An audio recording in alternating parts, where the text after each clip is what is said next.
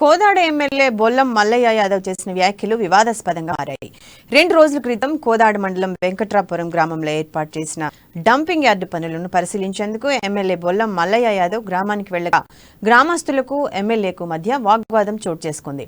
దీంతో గ్రామంలో ఎమ్మెల్యే మాట్లాడిన వీడియో సోషల్ మీడియాలో వైరల్ చేసిన వ్యక్తులపై కోదాడ పోలీసులు కేసులు నమోదు చేశారు.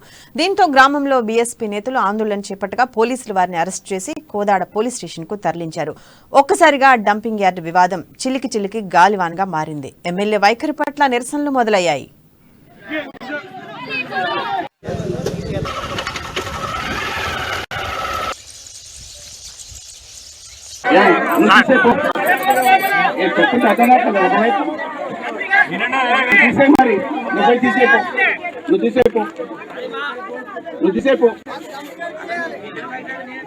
మగని నువ్వు ఒక్కనే బయలుదేరి ఈయన పని లేకుండా వచ్చినట్టు మామూలుగా ఒకవైపు మాట్లాడుతుంటే మధ్యలో తగిలి ఇన్ని రోజులు ఏం చేస్తున్నావు 10 సంవత్సరాల నుంచి మరి నువ్వు ఒక్కనే పెద్ద మగని అన్నట్టు మామూలుగా మాట్లాడుతుంటే మధ్యలో ఇంట్లో కూడా మామూలుగా మనం ఇంట్లో రోజు 5 మంది 2 మంది కుటుంబ సభ్యులు ఉంటే అది టాయిలెట్ బయటికి వదిలిపెడితే 2 రోజులు